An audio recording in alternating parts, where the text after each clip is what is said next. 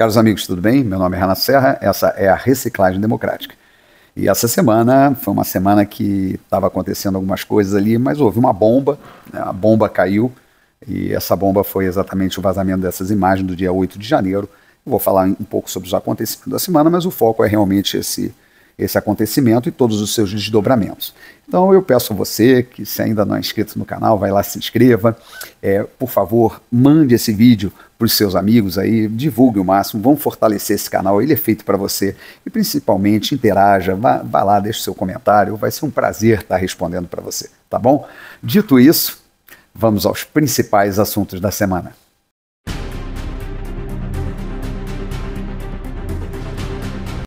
A semana começou com a intensificação, né, das ações do MST durante o Abril Vermelho, convocação de Pedro Stedley e seu exército para estar lá invadindo propriedades privadas, propriedades produtivas, ou seja, uma ação que tem um viés totalmente ideológico, socialista, comunista, e dessa vez eles invadiram uma das fazendas da Embrapa, empresa que desenvolve tecnologia agrícola para o Brasil, uma estatal. Quer dizer, eles não respeitam nada. É interessante que isso esteja acontecendo agora. Há muito mais invasões nesses primeiros 4 meses de governo do que em todos os 4 anos do governo passado. Então isso vai turbinar realmente uma CPI. Lira já se botou lá disponível, né, para ler essa convocação dessa CPI na oportunidade mais próxima aí.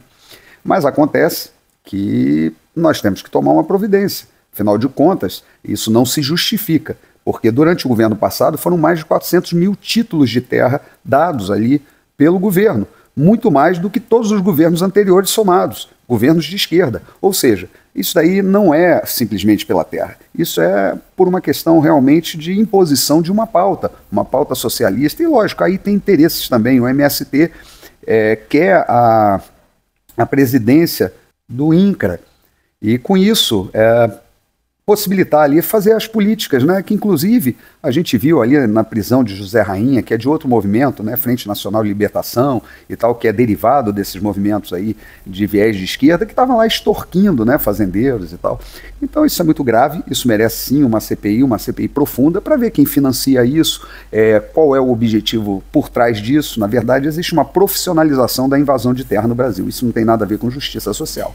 E essa semana também tivemos ali o resultado aí dessa viagem de Lula, né, suas falas, inclusive, a sua posição, a posição que ele tomou, que é a posição do Brasil, né, afinal de contas ele é a autoridade máxima do Executivo Nacional, ele representa o Estado brasileiro, que infelizmente foi uma posição muito criticada mundo afora e realmente não deveria ser de alinhamento com o agressor, que foi a Rússia, nesse caso, nessa guerra. O Brasil abre mão do que ele sempre pregou e apregoou durante toda a sua história, que é o soft power, que é exatamente se manter como o grande player ali das negociações. Como é que o Brasil ambiciona, de alguma forma, mediar esse conflito se ele já toma um lado? Então, é o populismo irresponsável, né, por parte do Lula. Eu não quero dizer também que isso não é um assunto tão complexo, né, que a gente tem aí várias nuances, mas se o Brasil quisesse exercer exatamente esse seu soft power, esse poder, vamos dizer, o poder suave, né, que afinal de contas nós optamos por esse caminho lá desde Fernando Henrique, quando resolvemos não desenvolver armas nucleares. Então a gente tem que ir realmente por uma opção pacífica, e quando você vai falar em opção pacífica, o discurso é outro. Nós deveríamos estar do lado da população da Ucrânia, que está sofrendo nessa guerra. Uma população que estava sofrendo há muito tempo, inclusive com uma guerra interna, uma guerra civil, fratricida, né, que estava sendo ali ameaçada por grupos neonazistas que estavam realizando limpezas étnicas dentro do seu território. Então o Brasil tinha que se posicionar ao lado do povo da Ucrânia. Hoje as consequências dessa guerra atingem o mundo inteiro. Então o Brasil tem que permanecer neutro, ele não está para defender nenhum governo, ele tem que sim condenar todo tipo de ação agressiva e tem que se colocar do lado da população. É assim que se faz uma política de paz, né? Não apoiando o governo A, o governo B e tal. Porque a verdade é que essa disputa é uma disputa que já virou uma terceira guerra mundial e é uma guerra exatamente sobre poder econômico, sobre influência global, sobre o mercado de trocas, né, sobre qual moeda vai preponderar daqui para frente no mercado internacional. Então a gente tem que ter muito cuidado como a gente vai se posicionar, porque nós temos dois grandes parceiros econômicos, os dois maiores estão em lados opostos desse conflito. Então o Brasil deveria ser mais prudente, o Lula deveria ser mais prudente, e na verdade ele fez ali o papel de pelego, capacho, vamos dizer, de uma ideologia, de uma democracia muito duvidosa, né, onde os opositores são mortos, e além do mais, ele com isso provocou aí uma certa animosidade com os Estados Unidos, que é o nosso também um grande parceiro que nós temos. Bom, o assunto mais explosivo da semana, e aí estão falando inclusive que isso tem o dedo da CIA, é bom que se investigue, mas foi o vazamento, né, das imagens ali do 8 de janeiro, as imagens de vídeo. É muita inocência a gente achar que compra câmeras com IP, né, câmeras sem fio, câmeras de segurança, que são importadas dos Estados Unidos, da China e outros lugares, que não vai ter ali uma forma de acessar essas imagens. Isso faz até sentido achar que foi uma retaliação pelas declarações de Lula, mas o fato é que essas imagens turbinaram a CPI. Aliás, a CPMI que estava sendo montada.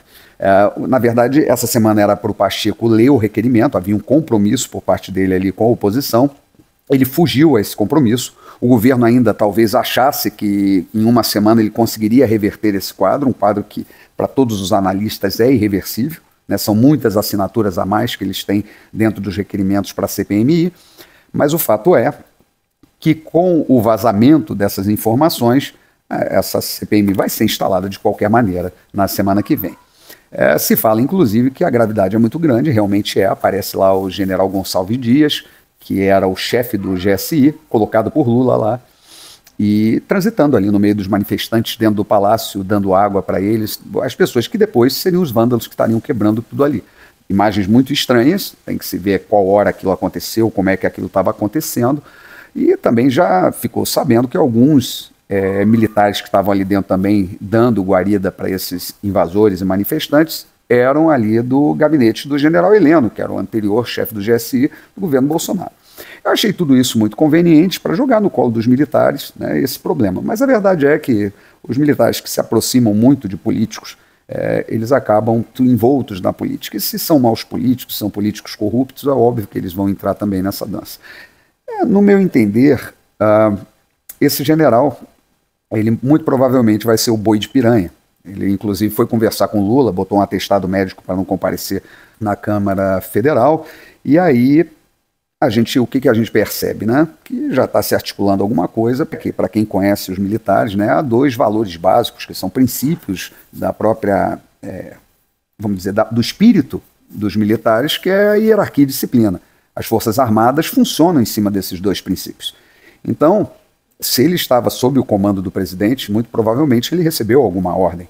É muito estranho também a viagem do presidente nesse dia, né, ele sair de Brasília nesse dia. A própria ação ali dos militares é muito questionável.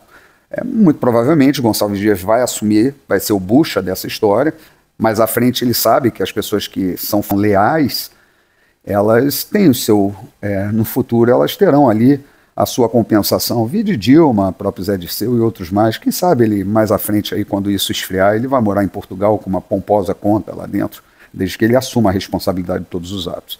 O fato é que essa CPMI começando é uma oportunidade que os parlamentares têm de exatamente chegar ao Supremo Tribunal Federal, mais diretamente a Alexandre de Moraes, que tem exacerbado suas competências e muito nessa história. Está na hora dele ser punido. E essa CPMI pode ser exatamente o instrumento necessário para se chegar a esses abusos que o Supremo Tribunal Federal tem feito contra a sociedade brasileira, né? Sem qualquer previsão legal, sem seguir os ritos processuais, quer dizer, saindo decisões da cabeça desse juiz, quer dizer, dentro ele se arvorou aí como um grande justiceiro, né, um defensor da democracia, mas na verdade ele é um grande tirano que precisa responder pelos seus atos. Então acredito que a CPI ela vai levantar muita coisa, né, muito abuso, muita coisa que aconteceu e pode chegar realmente a transformar alguma coisa aqui. Com relação ao que se especula, que isso pode provocar um processo de impeachment, Eu creio que pode até acontecer. Acho pouco provável. Vai depender muito da dinâmica, né, de quem vai assumir as responsabilidades, que é muito difícil provar as coisas ali. Eu acho que a teoria do domínio do fato, que foi usada ali durante a Lava Jato, não vai ser ressuscitada nesse caso. E aí eu acredito que sim, caia sobre o Gonçalves Dias, alguns outros militares, e principalmente sobre Flávio Dino, que eu acredito que não vai sobreviver a essa CPI. O PT vai agora realmente assumir que quer a frente da CPI, vai tentar ocupar lugares na mesa, né, ou a presidência ou a relatoria. Isso normalmente é dividido entre oposição e situação. Eles vão querer controlar essa CPI, mas é muito difícil. Tem um ditado antigo que diz que, mesmo, todo mundo sabe como começa uma CPI, mas jamais como ela termina. Então tudo depende do que vai acontecer, e a gente vê um Congresso bastante independente, um Congresso aguerrido, com pessoas ali realmente com espírito público, com uma oposição que ainda tem que ter muita maturidade, né? Eu vejo que algumas atitudes ali precisam de mais moderação, mas a verdade é que a oposição tem trabalhado com muita competência, e a gente espera, né, que esse governo ele siga aí em frente exatamente com essa tutela do Congresso, para que possa haver uma contenção de danos, porque o que a gente está percebendo é que o governo ele é um governo reacionário e é um governo de vingança. Então ele tem que ser realmente completamente tutelado para que isso não aconteça e que o país possa realmente retomar a normalidade, o desenvolvimento econômico, a geração de emprego, que é tudo isso que a gente quer. Tranquilidade no governo para haver crescimento. Bom, era isso que eu tinha para falar para vocês. Um grande abraço e até a próxima.